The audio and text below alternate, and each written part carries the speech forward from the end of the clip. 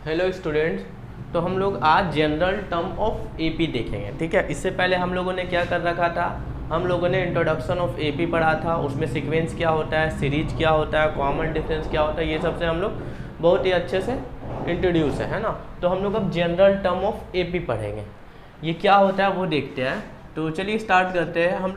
Let first term को हमने ए लिखा, कोई एपी है, और कॉमन डिफरेंस को हमने डी लिखा। क्लियर है, कोई एपी है उसका फर्स्ट टर्म ए है, कॉमन डिफरेंस डी है। अच्छा, कोई एग्जांपल्स लेते हैं जो कि एपी में लिए थे। फॉर एग्जांपल्स को एपी हमारे पास है 10, 15, 20, 25, 30 एंड सो ऑन, इस तरह से चलती है, ठीक है। तो इसका ये फर्स्ट टर्म हो गया हमारे पास। ए का वैल्यू कितना हो जाएगा यहाँ पे 10, और कॉमन डिफरेंस कितना है, तो कॉमन डिफरेंस यहाँ देखिए 5 इंक्रीज हो रहा है, इसका डिफरेंस 5 हो रहा है, तो कॉमन डिफरेंस इसका 5 है।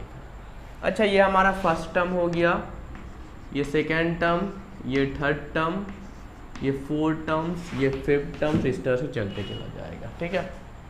तो हमने एक एग्जाम्पल ले लिया 10, 15, 20, 25, 30 एंड सो ऑन। ये हमारा एपी है, क्योंकि इसका कॉमन डिफरेंस जो है वो क्या है, सेम है, कॉमन है ना। The difference between the two consecutive terms is same, तो उसे हम लोग क्या कहते हैं, एपी कहते हैं। या फिर पीछे वाला टर्म्स में अगर एक फिक्स नंबर को ऐड करेंगे तो हमें नेक्स्ट टर्म मिलेगा, हमें ये पता है। तो अभी देखो 10 को तो हम लोग कुछ नहीं कर सकते, बट 10 को हम लोग ए लिख सकते हैं। क्या लिख सकते हैं, ए, क्योंकि ए हमारा क्या है, फर्स्ट टर्म को ए माना है हमने। 15 को हम लोगों ने क्या किया ना, 15 को हम लिख सकते हैं 10 + 5, है ना। तो 10 है मेरा फर्स्ट टर्म और 5 है हमारा कॉमन डिफरेंस। तो हम लोग सेकेंड टर्म को a + d लिख सकते हैं।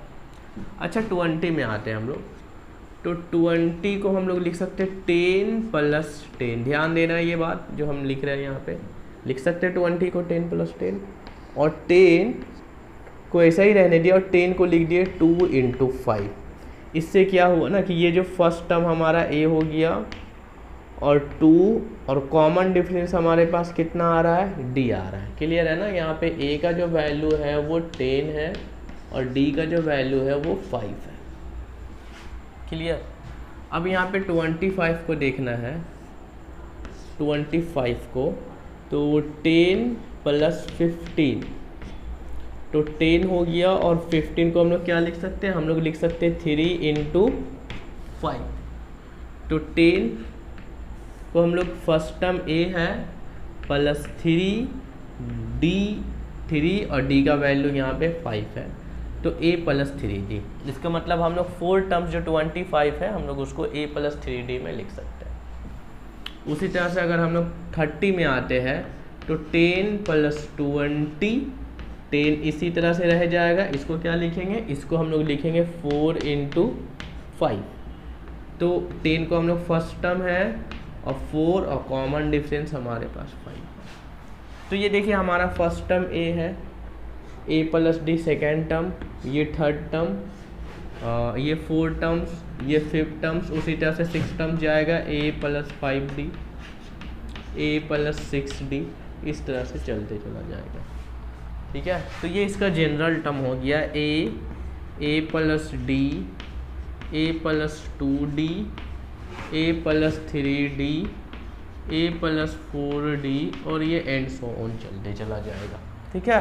तो ये हमारा फर्स्ट टर्म है, ये सेकेंड टर्म है, ये थर्ड टर्म है, ये फोर्थ टर्म्स है, ये। अच्छा, एक बात यहाँ पे नोटिस करना है, जो हम यहाँ पे इतना सारा बता रहे हैं, क्या बता रहे हैं कि यहाँ पे सेकेंड टर्म है तो इसमें 1d है, इसमें थर्ड टर्म है तो ये 2d, और फोर्थ टर्म्स है तो ये 3d। मतलब जितना टर्म्स होगा उसमें से 1d कम कर देंगे। क्या कर देंगे, 1d कर लेंगे, है ना। ये वाला a1 है, a2 है, a3 है, a4 है, यही है ना, a5 है, इस तरह से है। तो अभी देखो यहाँ पे a3 है तो यहाँ पे a + 2d, a4 है, 4 टर्म्स है तो a + 3d, a5 है तो a + 4d। अगर बोल देगा कि 10 टर्म्स निकालो, a10, तो हम लोग लिख सकते हैं a + 9d, है ना। तो ये इसका जनरल टर्म। अच्छा, एक और बात ये A10 बोलेगा तो A प्लस 9D, अगर A20 बोल देगा तो हम लोग लिख देंगे A प्लस 19D, है ना, इस तरह से लिख सकते हैं, जितना भी बोलेगा उससे कम।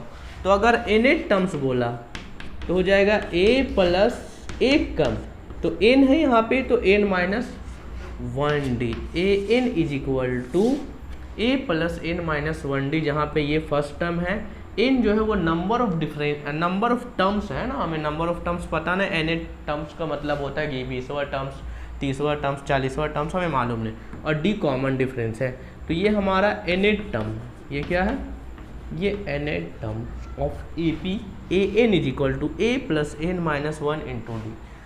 ये वाला आप अभी पढ़े, ये पूरा चैप्टर में यही यूज करना, an is equal to A plus n minus 1 into D, बहुत इंपॉर्टेंट है n टर्म्स। अब नेट टर्म्स क्या होता है, अगर बोल दिया कि 20 टर्म्स चाहिए, हमें क्या चाहिए, 20 टर्म्स चाहिए, तो n का वैल्यू यहाँ पे 20 हो जाएगा, तो A20 A plus n minus 1, इसका मतलब 20 माइनस 1 इंटू डी, तो ये हो जाएगा A प्लस 19D, तो A20 इज इक्वल टू, तो जितना होगा उससे एक कम, है ना, तो यहाँ पे n था तो ये n माइनस 1 हो रहा है, d उससे एक कम रहेगा, तो ये A20D हो गया। अब a का वैल्यू मान लीजिए यहाँ पे हमारे पास 10 है और यहाँ पे 19 और d का वैल्यू 5 है, तो 10 और 19 5 जर हो जाएगा हमारे पास 95, तो ये हो जाएगा 105, तो इसका मतलब ये है कि A20 जो है वो कितना है, 105, ये फॉर्मूला से हमारा निकल रहा है, ठीक है। तो क्या है ये n टर्म्स, an हमारा n टर्म होता है, ठीक है, यहाँ पे फर्स्ट टर्म है, n नंबर ऑफ टर्म्स और d कॉमन डिफरेंस, इससे हम लोग कुछ भी निकाल सकते हैं, क्लियर है ना। तो ये समझ में आया। अब हम लोग इसके बाद एक्सरसाइज करते हैं। तो आई होप कि आपको ये जो कॉन्सेप्ट था जनरल टर्म्स ऑफ AP वो आपको पूरा अच्छे से क्लियर हो गया होगा, पूरा क्लैरिटी हो गया होगा। जनरल टर्म्स क्या होता है, A plus D, A plus 2D, A plus 3D, जितना भी होगा उसमें एक D कम होगा।